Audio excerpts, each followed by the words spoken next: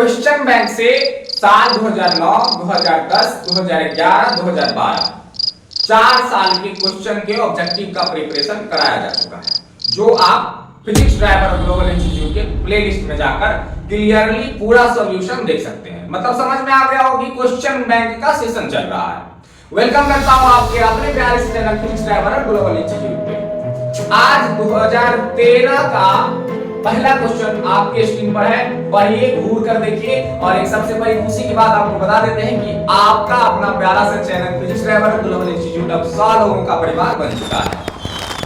ठीक है, पहला क्वेश्चन देखिए और खुशी मनाइएगा। बगल में इंटू होगा, अपना माथा फोड़ लीजिएगा, बर्तन लोटा थलिया जो भी हो बजाइए। खुशी को जाहिर करने की कोई सीमा नहीं होती, कैसे भी कर सकते हैं आप। पहला क्वेश्चन हम पढ़ रहे हैं, आप ही पढ़िएगा खुश होकर पढ़िएगा। ठीक है, और लेंस के द्वारा कितने प्रतिबिंब बनेंगे यदि वस्तु को प्रधान अक्ष पे रखा जाए। इसमें एक चित्र दिया हुआ है जो कि लेंस का चित्र है और हम बना रहे हैं यहाँ पे। देखिएगा, ये पहला नंबर क्वेश्चन में दिया हुआ आपको, ये एक लेंस है हुआ और ये जो है कुछ इस तरह से इसको 4 मीडियम में बांट दिया गया इस तरह से। और इधर वाला तो है μ1 करके मीडियम, इधर वाले का मीडियम जो है μ2 है, इधर वाले का मीडियम μ3 है और इधर वाले का मीडियम जो है μ4 करके। अब इसमें पूछ रहा है जो यदि वस्तु को प्रधान अक्ष पे रखा जाए तो कितने प्रतिबिंब लेंस द्वारा बनेंगे। तो वस्तु मतलब कि मान लो कि प्रधान अक्ष की इस तरह से लेंस को हॉरिजॉन्टली बांट करके और वस्तु को यहाँ पे कहीं रख दिया गया है सामने प्रधान अक्ष पे। यहाँ पे मान लो कि वस्तु को यहाँ रख दिया गया है। ठीक है, कोई भी वस्तु हो सकता है, हम किसी व्यक्ति का आंख यहाँ पे बना दिए। अब जो है इस लेंस से वस्तु का क्या वो प्रतिबिंब बनेगा। तो एक बात याद रखिएगा आप, जब भी लेंस को, ये लेंस है, इसको जब भी हॉरिजॉन्टली डिवाइड किया जाता है, इस लेंस से बना प्रतिबिंब जो होगा वह संख्या 2 होगी। और जब भी इसी लेंस को हम वर्टिकली डिवाइड कर देते हैं तो वस्तु के द्वारा इस लेंस से बड़ा प्रतिबिंब जो है वह एक ही होगा। ठीक है, और ये जो मीडियम वगैरह दिया हुआ है 4 को, ये सब बरगलाने के लिए है। यहाँ याद रखिएगा, इसको हॉरिजॉन्टली डिवाइड किया गया है, वस्तु प्रधान अक्ष पे रखा गया है, तो क्या प्रतिबिंब बनेगा, 2 प्रतिबिंब। ज्यादा इसमें माथा पच्ची करने की जरूरत है नहीं। तो एक नंबर का जो है ऑप्शन आप टिक लगा लीजिएगा। ऑप्शन नंबर कितना है, ऑप्शन नंबर देखिए तो ऑप्शन नंबर है बी। और बी जो ऑप्शन है इसमें दे रखा है 2 प्रतिबिंब बनेगा। क्लियर है। नेक्स्ट क्वेश्चन पढ़िएगा। 64 समरूप बूंदें जिसमें प्रत्येक की धारिता जो है वह 5 माइक्रोफैराड है, मिलकर के एक बड़ा बूंद बनाते हैं। और बड़े बूंद की धारिता क्या होगी। एक फॉर्मूला हम यहाँ पर लिख दे रहे हैं, देखिएगा फॉर्मूला यहाँ पर लिख दे रहे हैं हम। बड़े बूंद की धारिता, बड़े बूंद की धारिता, बड़े बूंद की धारिता, ये बड़ी बूंद की धारिता समझ गया। सी बड़ी लिख दिया, मतलब कि बड़ी बूंद की धारिता। बड़ी मतलब वो फुलौरी बड़ी कचरी वाला खाने वाला नहीं है। ठीक है, तो यहाँ पर फॉर्मूला होता है सी छोटी और गुने में हो जाएगा n के पावर 1/3। ठीक है, ये सुंदर सुशील एकदम कर्मठ फॉर्मूला है, इसी पर काम बन जाएगा हम लोग का। और इसमें एक चीज है, हाँ 64 समरूप बूंदे, तो ये सर n जो है ना, n जो है वह बूंदों की संख्या है। ठीक है, इस सवाल में दिया हुआ 64, तो यहाँ पर हम लेकर रख देंगे बिना पूछे किसी से 64 1/3। और गुने छोटी बूंद की धारिता जो है वह कितनी दे रखी है। छोटी बूंद की धारिता है 5 माइक्रोफैराड, तो एक बूंद की धारिता है 5 माइक्रोफैराड, यहाँ हम लिख दे रहे हैं मात्रक सहित में। और बराबर में सी बड़ी बूंद की धारिता निकालनी है, तो सी बड़ी बराबर फॉर्मूला जस्ट आपके सामने सॉल्यूशन कर लीजिए। इसको हम लिख सकते हैं होगा 4 के पावर 3 लिख सकते हैं, लिख सकते हैं 64 को लिख सकते हैं जी 4 के पावर में 3। अब पहले से 64 के पावर में कितना है 1/3 है, 3 से 3 उड़ जाएगा। ठीक है, यहाँ बच गया 4। सर इसको सॉल्यूशन किए नहीं, ठीक है ना।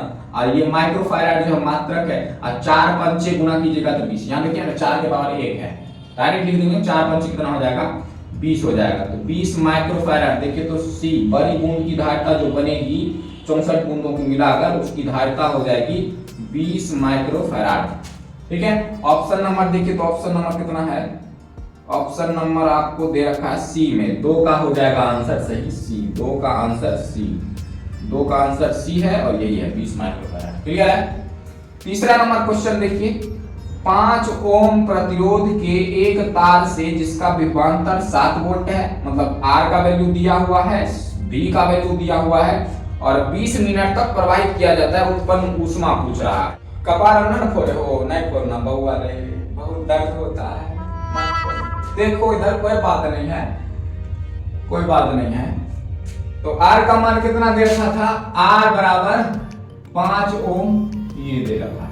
उसके बाद V का वैल्यू दे रखा है नूनू, V का वैल्यू है 7 वोल्ट, 7 वोल्ट। और उसके बाद कह रहा है 20 मिनट तक प्रवाहित किया जाता है, मतलब T बराबर जो है वह 20 मिनट है।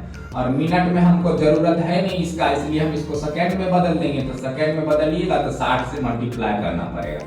ये हो गया सेकंड में तब्दील, ठीक है ना। टाइम कितना चीज क्वेश्चन में आपको दे रखा है, उष्मा के बारे में पूछा जा रहा है।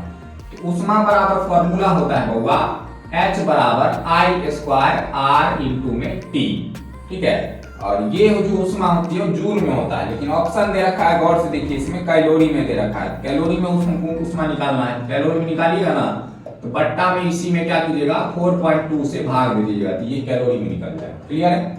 अब यहाँ पे मान पुट कीजिए और आंसर शूट हो जाएगा।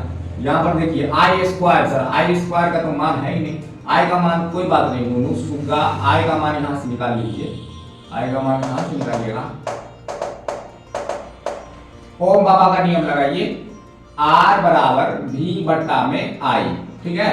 तो I का मान निकालिएगा, तो R का मान कितना दे रखा है नूनू, I का मान हो जाएगा V बट्टा में R करके, ठीक है। तो V का मान है कितना, V का मान है 7 है और R का मान है 5। इसे ही उठा के रखे तो कोई दिक्कत नहीं है। और यहाँ हो जाएगा कितना 7 बट्टा में 5, ये ऊपर की बातें हैं, ऊपर की बातें। और स्क्वायर था, स्क्वायर दे दिए। R का मान कितना है, R का मान है 5 और T का मान है 20 गुने में 60। सर सेकंड वाला के साथ गुना करके नहीं लिखे हैं अभी, घबराइएगा नहीं। नीचे में कितना है 4.2 है, नीचे में है 4.2। तो देख लो इसको सॉल्यूट करके, अगर यहाँ पर लिखिएगा इसको लिख सकते हैं 7 बट्टा 5 गुने में हो जाएगा 7 बट्टा 5, 2 बार लिख दिया, स्क्वायर था तो इनटू में हो गया 5 और गुने में 20 और गुने में 60। इतनी बातें समझ में आ गई होगी। अब यहाँ पर देखिए क्या किया जा रहा है, 4.2 नीचे में था, या एक 5 से एगो 5 उड़ गया। क्लियर है, एगो 5 से एगो 5 उड़ गया। अब यहाँ से दशमलव हटाएंगे तो एगो 0 को बढ़ाना पड़ेगा कि नहीं। और यहाँ देखिए एगो 5 से हम यहाँ 20 को भी उड़ा सकते हैं, तो 4 बार में इधर कट गया। और क्या किया जा सकता है, यहाँ देखिए 7 छक्के हो जाएगा 42, ठीक है। तो 42 से कट गया, ये भी कट गया। और सर इसको काटिएगा तो 6 से एक बार में ये कट जाएगा, यानी 100 बार में कट जाएगा 600, ठीक है। तो ऊपर वाला ही सिर्फ बचा ना हमारे पास, 7 चौक 28 8 गुने 100 बराबर हो जाएगा 2800। और 4.2 से भाग दिए हुए थे तो मात्रक हो जाएगा कैलोरी। देखिए तो बउआ 2800 कैलोरी कितना नंबर ऑप्शन में है, सूझ रहा है कि नहीं सूझ रहा है? नहीं सूझ रहा है तो बार बार बोलते हैं 720 पे देखा करो, कम से कम 480 पे भी देखोगे तो काम चल सकता है, ठीक है। क्लियर। यहाँ पर देखिए ऑप्शन नंबर दे रखा है आपको डी ऑप्शन है 28 का, ठीक है। और ये क्वेश्चन हम लोग बना रहे थे 3 नंबर, 3 नंबर का ऑप्शन हो जाएगा डी। सर डी लिखिए ना, 3 का डी लिखिए, डी, ठीक है। 4 नंबर क्वेश्चन देखिए क्या कह रहा है, आयाम मॉडुलन सूचकांक का मान होता है। ये तो हम 2010 वाले में भी बताए हुए पहला क्वेश्चन दिया हुआ है, ठीक है, 0 से 1 के बीच, इसमें घबराने वाली कोई बात है नहीं। तो 4 नंबर का डायरेक्ट यहाँ पुट कर दीजिए, 4 नंबर का हो जाएगा ऑप्शन नंबर कितना है 0 से 1 के बीच, सी नंबर।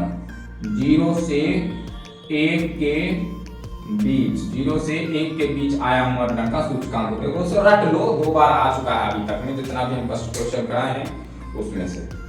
5वां क्वेश्चन देखिए, जब प्रकाश की एक किरण ग्लास स्लैब में प्रवेश करती है तो इसका तरंगदैर्घ्य क्या होता है। इसी में उल्टा दिया हुआ रहता है कि जब प्रकाश की किरण माध्यम से निर्वात में जाती है तो क्या होता है, तो वहां पर लिखिएगा बढ़ता है। तो क्वेश्चन को बारीकी से पढ़िएगा, समझ रहे नहीं। दिया हुआ निर्वात से ग्लास स्लैब में प्रवेश करती है, मतलब माध्यम में प्रवेश किया तो प्रकाश की तरंगदैर्घ्य घटेगा, और जब भी माध्यम से निर्वात में जाएगा तो प्रकाश का तरंगदैर्घ्य बढ़ेगा। समझे? तो यहाँ पर जो उसको याद कर लेना है, ठीक है। माध्यम से निर्वात में तो बढ़ेगा, निर्वात से माध्यम में तो घटेगा, ठीक है। तो इसमें हो जाएगा आपका पहला ऑप्शन, क्योंकि ग्लास स्लैब में प्रवेश कर रहा है। 5 नंबर का हो जाएगा ए, 5 नंबर का ऑप्शन हो जाएगा ए, ठीक है। ए यहाँ पे दिया हुआ घटता है, क्लियर है। और 6 नंबर देखिए, यहाँ पे प्रतिघात का मात्रक क्या होता है। सबसे पहले आपको बता दें, प्रतिघात आप 2 रूप में पढ़े होंगे, नहीं पढ़े होंगे तो कोई बात नहीं, हम बता दे रहे हैं। एक होता है प्रेरण प्रतिघात, एक होता है धारितीय प्रतिघात। और ये सभी जो भी प्रतिघात, प्रतिबाधा, प्रतिरोध, ये सब जो है ना सब प्रतिरोध है एक प्रकार का। प्रतिरोध जो है वो परिपथ का प्रतिरोध होता है, किसी न किसी प्रकार के परिपथ का प्रतिरोध। और प्रतिरोध का मात्रक जो होता है ओम होता है। तो यहाँ पर प्रतिघात का मात्रक पूछ रहा है तो प्रतिरोध है ये भी नहीं, इसका भी मात्रक क्या हो जाएगा, ओम हो जाएगा। इसका 6 नंबर का भी हो जाएगा आंसर, आपको हम बता ही दिए। 6 नंबर का ऑप्शन हो जाएगा बी। और बी ऑप्शन क्या है दिया हुआ, 6 नंबर का ऑप्शन जो है वो बी क्या है, ओम दिया हुआ है, ओम। इसको हिंदी में भी लिख सकते हैं आप ओम। क्लियर है, ये ऐसे करके लिख सकते। तो अगला 7 नंबर देखिएगा क्या कह रहा है, दशमिक संख्या 25 को द्वि आधारी में लिखें। द्वि आधारी का मतलब होता है जिसके आधार में 2 हो, ठीक है। बाइनरी नंबर में एक तरह से चेंज करने के लिए इसको बोला जा रहा है। दशमिक संख्या दिया हुआ है 25, और देखिए ये ट्रिक बताते हैं, इसी ट्रिक को हर जगह फॉलो अप कर दिया। हर जगह क्या है, 25 के अलावा कोई दूसरा नंबर भी रहेगा उसको द्विआधारी में चेंज करने के लिए बोल रहा है, तो आप ये ट्रिक लगा सकते हैं। वहां पे लगाने वाली कोई भी बात है नहीं। 2 से भाग दीजिएगा, 12 दूनी 24 हो जाएगा, नहीं लेकिन है तो यहाँ पर 25, तो कितना शेष बच गया, शेष बच गया सर 1, ठीक है। फिर इसको 2 से भाग देना है, द्विआधारी समझ रहे हैं ना, 2 से डिवाइड, ठीक है। अब फिर यहाँ पर देखिए 6 दूनी 12, पूरा पूरा लग गया, कितना बच गया यहाँ पे, कुछ नहीं बचा सर, 0 बचा, ठीक है। फिर 2 से भाग देंगे इसमें, 3 दूनी 6, यहाँ पे पूरा पूरा लग गया, तो फिर यहाँ पर कितना बचा, कुछ नहीं बचा, 0 हो गया। और फिर उसके बाद देखिए 0 यहाँ पर 2 से भाग दीजिएगा, 2 एकम 2, और यहाँ कितना बच गया सर, 3 था, तो फिर यहाँ पर बच गया कितना, 1 बच गया। फिर 2 से भाग दीजिएगा, 2 एकम 2, ठीक है। यहाँ पर फिर क्या देखिए क्या हो गया, दिक्कत हो गया ना, अच्छा सर 2 एकम 2 लगाए थे ना, सॉरी सॉरी सॉरी बउआ, सॉरी, हाँ 2 एकम 2 लगाए थे, ठीक है। 2 एकम 2, और यहाँ पे बच गया 1, और ये जो नीचे में बचता है ना उसको डायरेक्ट लिख देते हैं, ठीक है। और इसको नीचे से एरो उठाना है, ऊपर की तरफ लिख देना है, मतलब नीचे से लिखिएगा तो 1 1 0 0 1, और इसके आधार में लगा देना है 2। ये हो गया 25 दशमिक संख्या का द्विआधारी, ठीक है। देखिए ऐसा ऑप्शन कहीं पे मिल रहा होगा आपको, टिक लगाइए उसमें फटाफट, ठीक है। ये वाला ऑप्शन जो है आपका हो जाएगा सी, ऑप्शन नंबर सी में देखिए 7 का ऑप्शन जो है वह कौन सा हो जाएगा, सी हो जाएगा, ऑप्शन नंबर सी में ऐसा कर दिया। कहीं भी कोई भी ट्रिक दिया हुआ ना 40 का द्विआधारी, जैसे और एग्जांपल हम आपको लेकर बताते हैं, एग्जांपल में हम आपको लेकर बता रहे हैं, देखिए 40, अब 40 का द्विआधारी बोलेगा ना, 2 से भाग लगाइएगा, किससे, 2 से भाग लगाइएगा, कितना बार में, 20 बार में कटेगा सर। यहाँ कितना बचा, 20 दूनी 40, एक ने बचा, यहाँ लिखेंगे 0। फिर 2 से लगाएंगे, कितना बार में, 10 बार में, समझ रहे कि नहीं, 2 से 10 बार, कितना बचा यहाँ से, कुछ नहीं बचा, 0। फिर 2 से लगाएंगे 5 बार, 5 दूनी 10, कितना बचा सर, कुछ नहीं, 0। फिर 2 से लगाइएगा, 2 दूनी 4, कितना बचा सर, 1 बचा, बचा कि नहीं बचा, सही बात है कि नहीं। और उसके बाद फिर देखिए 2 एकम 2, कुछ नहीं बचा सर, 0, और जिसको देखो तो लिख देना है, ठीक है ना। तो 40 का द्विआधारी क्या हो जाएगा, 1 0 1 0 0 0। इसको लिखिएगा कैसे, ऐसे लिखना है, 1 नीचे से ऊपर की ओर, नीचे से ऊपर की 0 1 0 0 0, आधार में कितना 2, ये हो गया 40 का बाइनरी नंबर, ठीक है। ऐसा कहीं नहीं दिखेगा आपको दशमिक संख्या को बाइनरी नंबर में, तो ऐसे सिंपल ट्रिक आप लगाइए और फटाक से लगा देना है, ठीक है। 8 नंबर क्वेश्चन देखिए क्या कर रहा है, 8 नंबर देखिएगा, हाइड्रोजन स्पेक्ट्रम की कौन सी श्रेणी दृश्य भाग में पड़ती है। हाइड्रोजन स्पेक्ट्रम की बहुत सारी श्रेणियां होती हैं, ठीक है। बामर श्रेणी होता है, लाइमन श्रेणी होता है, कुंड श्रेणी होता है, वगैरह वगैरह। मॉडर्न फिजिक्स में पढ़ाई जाती है और केमिस्ट्री में भी पढ़ाई जाती है, तो वहां पर आप पढ़े होंगे, नहीं पढ़े होंगे। यहाँ पर देखिए ऑप्शन हम बता दे रहे हैं, हाइड्रोजन स्पेक्ट्रम की कौन सी श्रेणी दृश्य भाग में पड़ती है, याद रखिएगा दृश्य भाग में बामर श्रेणी पड़ता है, ठीक है। दृश्य भाग में बामर श्रेणी पड़ता है, परावैंगिक भाग में लाइमन श्रेणी पड़ता है, परावैंगिक भाग में लाइमन, दो बता दिए और सब पढ़ लीजिएगा, ठीक है। तो इसका ऑप्शन आप लगा लीजिएगा, क्या कौन सा, 8 का ऑप्शन हो जाएगा आपके लिए, बता दे रहे हैं आपके सामने है, 8 का ऑप्शन हो जाएगा, बामर श्रेणी किसमें है, बी नंबर में, 8 का ऑप्शन हो जाएगा बी, बामर श्रेणी। 9 नंबर में देखिए एक तो डायग्राम दे रखा है संधारित्र वाला, और उसमें क्या जाए ए तथा बी के बीच समतुल्य धारिता कितनी होगी, हम बना रहे हैं डायग्राम। देखिएगा डायग्राम क्या कर रहा है, 9 नंबर में डायग्राम दे रखा है, ए तथा बी के बीच, ए तथा बी के बीच समतुल्य धारिता, बी के समतुल्य धारिता की बात की जा रही है यहाँ पे। अब डायग्राम थोड़ा सा बना लेते हैं। यहाँ पे देखिए डायग्राम इस तरह से दे रखा है, डायग्राम है इस तरह से, ठीक है। यहाँ भी एक है धारिता वाला कंडक्टर। यहाँ का वैल्यू है 4 माइक्रोफैराड है, यहाँ का 3 माइक्रोफैराड है, और यहाँ का जो है 3 माइक्रोफैराड है। ये ए श्रेणी है और ये बी है। इसके बीच की समतुल्य धारिता बताने के लिए बोल रहा है। तो धारिता निकालने के लिए 2 क्रम आप लोग पढ़े होंगे, एक श्रेणी क्रम, एक संधारित ये समांतर क्रम।